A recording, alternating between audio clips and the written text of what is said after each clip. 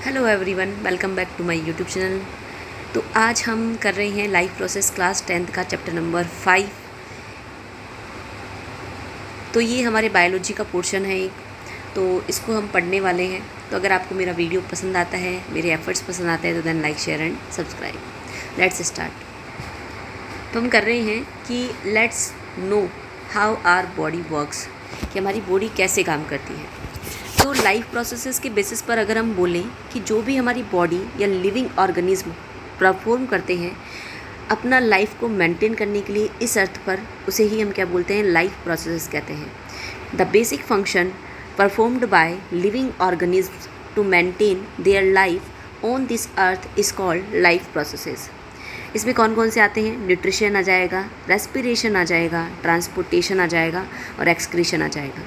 Nutrition जिसमें आपके digestion आ जाएगा, रेस्पिरेशन जिसमें ब्रीथिंग, और इसके अलावा सेल कैसे एनर्जी क्रिएट करती है, ठीक है, कैसे ग्लूकोज बर्न होता है, कैसे ऑक्सीजन उसके साथ में मिलती है और कैसे आपके पास में एटीपी बनती है। ट्रांसपोर्टेशन, ट्रांसपोर्टेशन के बेसिस पर आप क्या पढ़ोगे कि ट्रांसपोर्टेशन में कि कैसे ब्लड का ट्रांसपोर्टेशन होता है, कैसे हमारा सर्कुलेटरी सिस्टम है। और नेक्स्ट है कि जो हमारे पास में टॉक्सिक चीज़ें हैं वो कैसे बाहर निकलती है। ओके, लाइफ प्रोसेस में आप क्या क्या पढ़ने वाले हो? न्यूट्रिशन पढ़ने वाले हो, रेस्पिरेशन पढ़ने वाले हो, डाइजेशन पढ़ने वाले हो, ट्रांसपोर्टेशन पढ़ने वाले हो और एक्सक्रीशन पढ़ने वाले हो। वैसे ये और ये टॉपिक आपके एक में ही आएगा। तो हम न्यूट्रिशन शुरू कर रहे हैं। तो न्यूट्रिशन क्या होता है हमारे पास में? The process of intake of nutrients, कि वो प्रोसेस जिससे आप न्यूट्रिएंट्स को लेते हैं। जैसे आपके कौन कौन से होते हैं न्यूट्रिएंट्स? कार्बोहाइड्रेट हो गया, फैट हो गया, प्रोटीन हो गया, मिनरल्स हो गया, विटामिन एंड वाटर, ठीक है। और ये क्या करते हैं? ऑर्गेनिज्म उसको लेते हैं और इसके अलावा क्या करते हैं, और उसका यूटिलाइजेशन करते हैं, ठीक है। यूटिलाइजेशन मतलब न्यूट्रिशन को इंटेक करना, उसको खाना, उसको ग्रहण करना और इसके अलावा उसके बाद में उसका यूज़ करना। न्यूट्रिएंट्स क्या होता है कि आपके पास में ग्रुप ऑफ फूड होता है जिसमें आपके प्रोटीन भी होता है, फैट होता है, विटामिन होता है, मिनरल होता है, ये सब इंक्लूड रहते हैं। उन्हें ही हम क्या बोलते हैं? न्यूट्रिएंट्स बोलते हैं। ओके, अब टाइप ऑफ न्यूट्रिएंट्स में अगर हम बात करें तो हमारे पास में टाइप ऑफ न्यूट्रिशन में अगर हम बात करें तो हमारे पास में सबसे फर्स्ट आता है ऑटोट्रॉपिक न्यूट्रिशन। ऑटोट्रॉपिक न्यूट्रिशन में अगर बात करते हैं हम कि the process by which synthesized its own food from simple inorganic substances. कौन कौन से? जैसे कार्बन डाइऑक्साइड, वाटर, ठीक है, आसपास जो भी प्रेजेंट रहता है जिसमें कौन? कार्बन डाइऑक्साइड और वाटर, एनवायरनमेंट से लेते हैं और क्या करते हैं? अपना खाना खुद बनाते हैं, ठीक है। सिंथेसाइज इट्स ओन फूड, ठीक है। किससे बना रहे हैं? सिंपल इनऑर्गेनिक सब्सटेंस से। कौन कौन? CO2 हो गया और कौन हो गया आपके पास में? H2O हो गया। उन्हें ही हम क्या बोलते हैं? Autotrophic nutrition. तो मतलब जो अपना खाना खुद सिंथेसाइज करे उन्हें हम क्या बोलेंगे? Autotrophic nutrition. कौन कौन करता है? ग्रीन प्लांट्स करते हैं और बैक्टीरिया करते हैं। उसके बाद हम बात करते हैं हेटेरोट्रॉपिक न्यूट्रिशन की। अब सिंपल आपने ऑटोट्रॉपिक पढ़ा कि व्हाट इज़ ऑटोट्रॉपिक न्यूट्रिशन, कि जो अपना खाना खुद बनाए, अपने खुद सिंथेसाइज करें, तो उसे आप क्या बोलोगे? Autotrophic nutrition. नेक्स्ट हमारे पास में हेटेरोट्रॉपिक न्यूट्रिशन, कि organism that can't synthesized their own food by simple inorganic substances and obtain their own food from other organism। क्या बोल रहे हैं हम?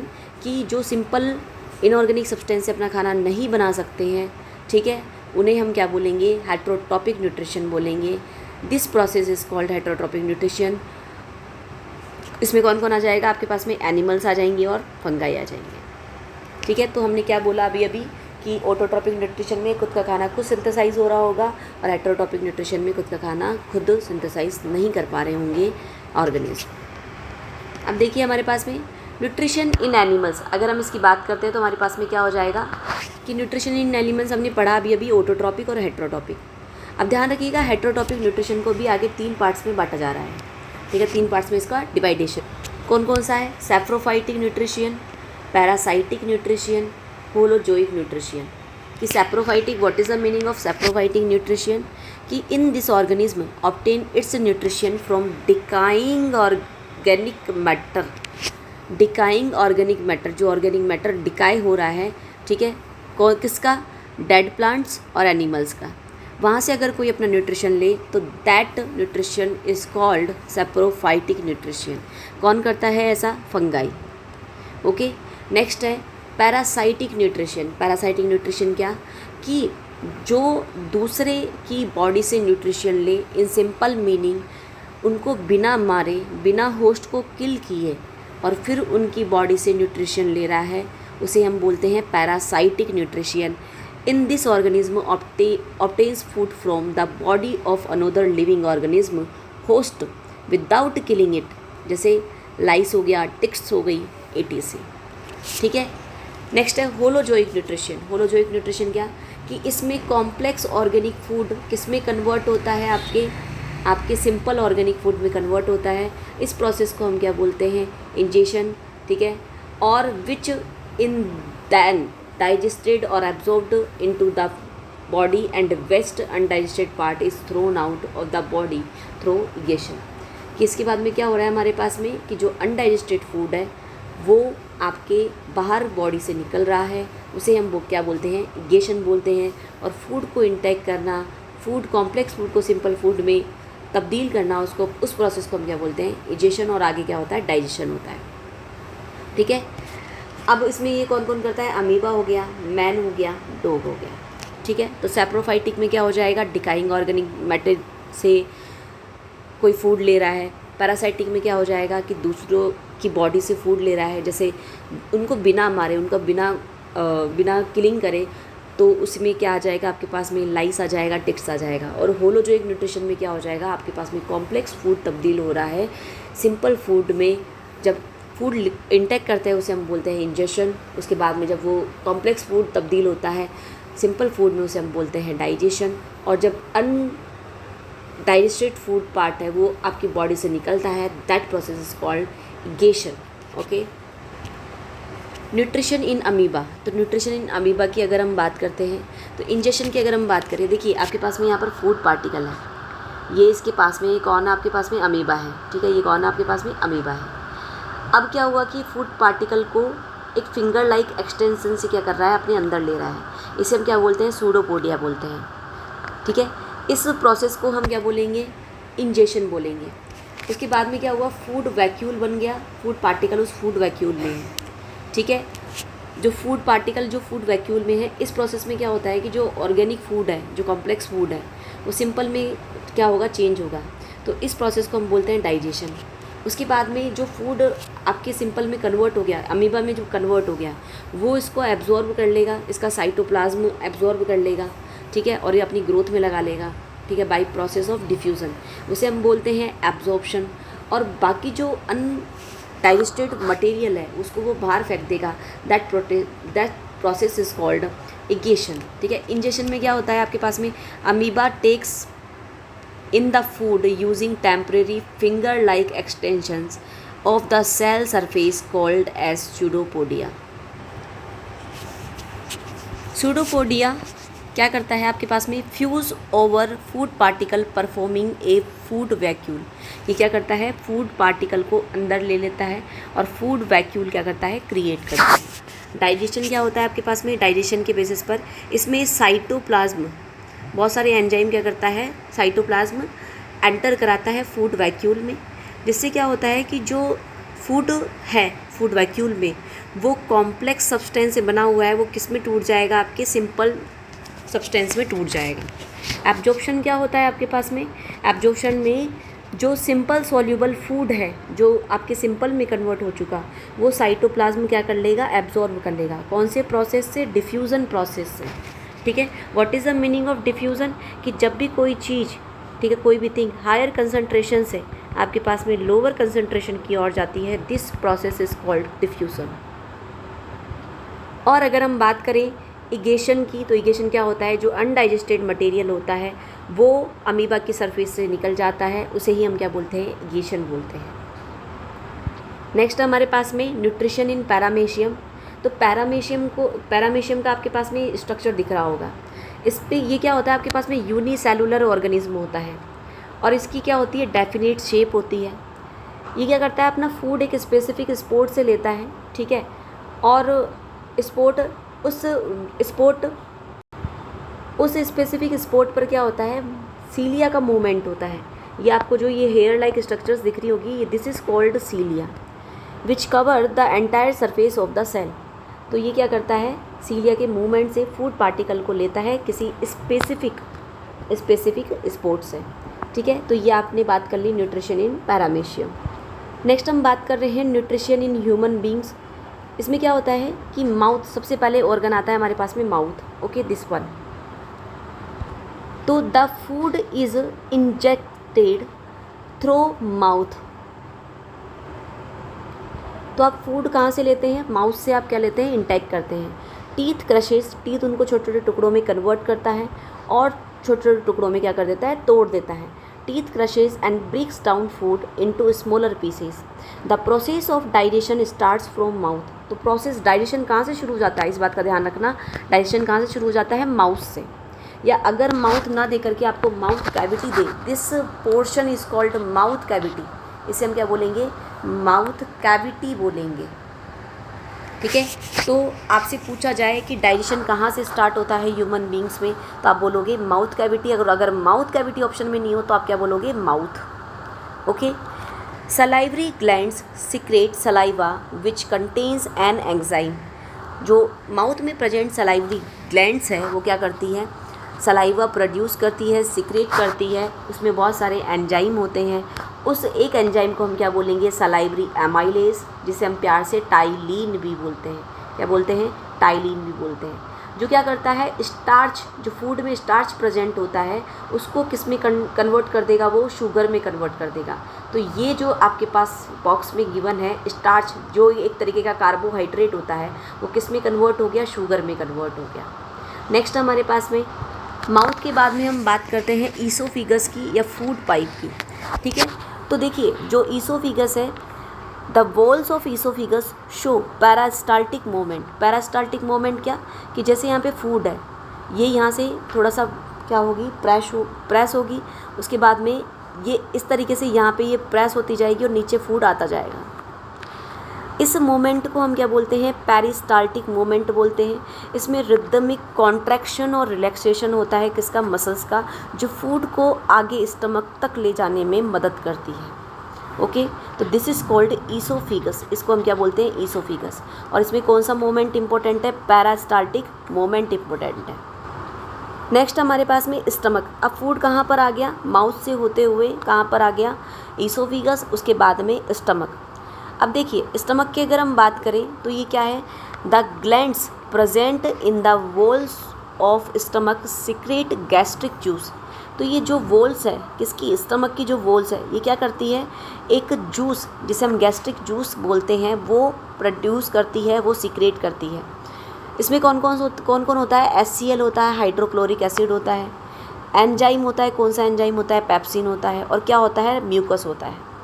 अब हाइड्रोक्लोरिक एसिड क्या करेगा, ये क्या करता है, फूड को एसिडिक मीडियम प्रोवाइड कराता है। ठीक है, जिससे क्या होगा कि जो एंजाइम है, कौन सा एंजाइम, पेप्सिन एंजाइम है, वो एक्टिवेट हो जाए। तो हम क्या बोलेंगे, और एक और वर्क है इसका कि ये जो फूड के साथ में आने वाले बैक्टीरिया है, ठीक है, बैक्टीरिया है, उनको भी क्या करता है, ये मारता है, ख़त्म करता है, उनको किल करता है। ठीक है, नेक्स्ट हमारे पास में पेप्सिन। पेप्सिन क्या करता है, प्रोटीन का डाइजेशन करता है। ये क्या करता है, प्रोटीन का डाइजेशन करता है। म्यूकस क्या करता है, ये इनर लीनिंग, जो ये अंदर वाली लीनिंग है ना, ये वाली दिस वन, इसको क्या करता है, HCl से प्रोटेक्ट करता है, क्योंकि HCl आपके एक स्ट्रॉन्ग एसिड होता है, उससे क्या करता है, प्रोटेक्ट करता है। अब उसके बाद में फूड यहाँ पर आता है, इसे हम क्या बोलते हैं, स्प्लिंटर मसल। ठीक है, the food into the exit of food into small intestine is regulated by splinter muscle. और कभी भी फूड ऐसे एक साथ नहीं आएगा, ये आपके बल्क में आता है, कुछ इस तरीके से आता है। ठीक है, यस। नेक्स्ट हमारे पास में स्मॉल इंटेस्टाइन। स्मॉल इंटेस्टाइन की बेसिस पर अगर हम बात करते हैं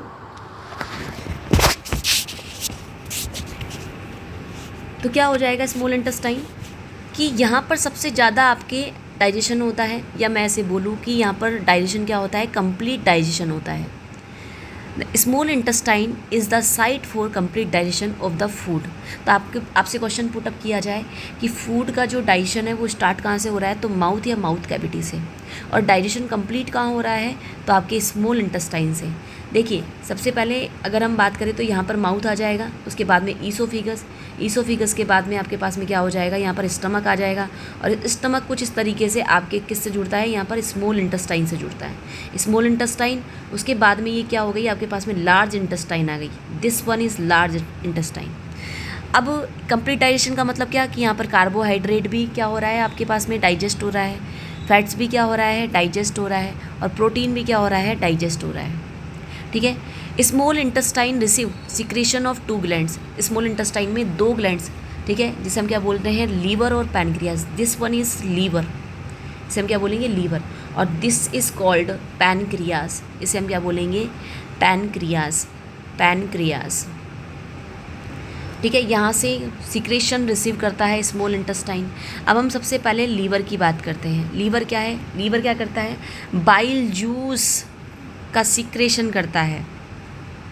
बाइल जूस 2 फंक्शन परफॉर्म करती है। ठीक है, कौन सा juice, bile juice 2 function perform करती है। जो फूड आपके स्टमक में एसिडिक मीडियम में था उसको ये क्या कर देती है, एल्कलाइन मीडियम में, मतलब बोले तो बेसिक मीडियम में कन्वर्ट कर देती है, जिससे उसके ऊपर पैनक्रियाटिक एंजाइम काम कर सके, makes the acidic food coming from the stomach alkaline so that pancreatic enzymes can act on it.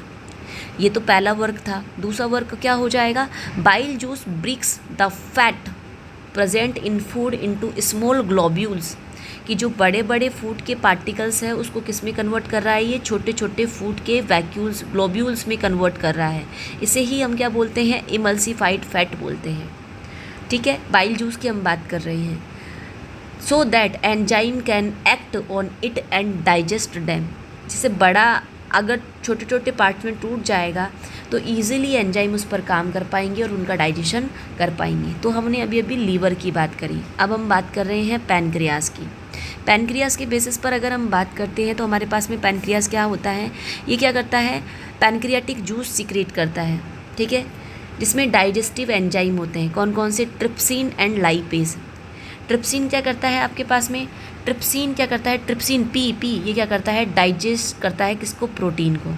और लाइपेज क्या करता है, जो अभी अभी इमल्सिफाइड फैट था उसको क्या करता है, ये उसका ब्रेक डाउन करता है, उसको डाइजेस्ट करता है। तो आपने पैनक्रियास में 2 अभी अभी एंजाइम पढ़े, एक तो लाइपेज और एक ट्रिप्सिन। लाइपेज इमल्सिफाइड फैट का डाइजेशन करता है और ट्रिप्सिन क्या करता है, प्रोटीन का डाइजेशन करता है।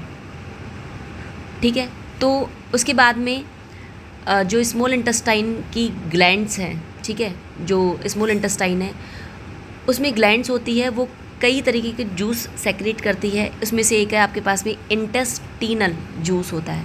इंटेस्टिनल जूस में जो एंजाइम होते हैं वो किस में कन्वर्ट करते हैं, प्रोटीन को अमाइनो एसिड में कन्वर्ट करते हैं, कॉम्प्लेक्स कार्बोहाइड्रेट को ग्लूकोज में कन्वर्ट करते हैं, और फैट को किस में कन्वर्ट करते हैं, फैटी एसिड और ग्लिसरॉल में। Very very important, protein amino acid में, कॉम्प्लेक्स कार्बोहाइड्रेट ग्लूकोज में, और फैट्स किस में कन्वर्ट हो जाता है, फैटी एसिड और ग्लिसरॉल में।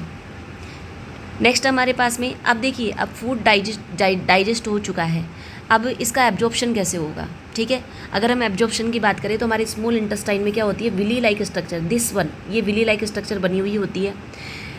Small finger like projection which increase the surface area of absorption are richly supplied with blood vessels which take absorbed food to each and every cell of the body। यहाँ से क्या होती है, बहुत सारी आपके पास में क्या होती है, ब्लड वेसल्स होती है। यहाँ से एब्जॉर्ब फूड इसके ऊपर से आएगा, ऐसे गुजरेगा। ये फिंगर लाइक एक्सटेंशन से क्या हुआ कि अगर सीधी स्ट्रक्चर होती तो फूड को यहाँ रुकने का कम वक्त मिलता। अब देखो, अब ऐसी स्ट्रक्चर है तो देखो यहाँ का एरिया और यहाँ का एरिया कितना ज़्यादा है, तो यहाँ पर क्या होती है, ब्लड वेसल्स होती है, यहाँ फूड को रुकने का बहुत ज़्यादा टाइम मिलता है, और जिससे फूड का एब्जॉर्प्शन होता है मोस्टली ग्लूकोज का, मिनरल्स का, विटामिन का, प्रोटीन का। The inner surface of small intestine has millions of villis which absorbs nutrients from digested food, जो क्या करता है, आपके न्यूट्रिएंट्स एब्जॉर्ब करता है, कहाँ से, डाइजेस्टेड फूड से एब्जॉर्ब करता है। लार्ज इंटेस्टाइन की अगर हम बात करते हैं तो लार्ज इंटेस्टाइन क्या करता है, ये बात का ध्यान रखिएगा, जो डाइजेशन है वो कंप्लीट हो चुका है स्मॉल इंटेस्टाइन में। यहाँ पर क्या होता है, यहाँ पर वाटर एब्जॉर्ब होता है और अनएब्जॉर्ब्ड फूड यहाँ पर आता है लार्ज इंटेस्टाइन में, और यहाँ पर किसका एब्जॉर्प्शन होगा, वाटर का एब्जॉर्प्शन होगा, किसमें, लार्ज इंटेस्टाइन में। This structure is called large intestine. NS की बात करते हैं तो rest of undigested food is removed from NS. जो आपके नेक्स्ट अनडाइजेस्टेड फूड है वो कहाँ से रिमूव हो जाएगा, एनएस से रिमूव हो जाएगा। तो यहाँ तक हमने ह्यूमन डाइजेस्टिव सिस्टम की बात कर ली। अब हम प्लांट में न्यूट्रिशन की बात करते हैं। ओके, न्यूट्रिशन इन प्लांट्स की अगर हम बात करते हैं तो जो न्यूट्रिशन इन प्लांट्स होता है उस प्रोसेस को हम कहते हैं फोटोसिंथेसिस। क्या कर रहा है कि यहाँ पर जो लाइट एनर्जी आ रही है वो कौन एब्जॉर्ब कर रहा है, आपके यहाँ लीव्स में जा रही है, ठीक है।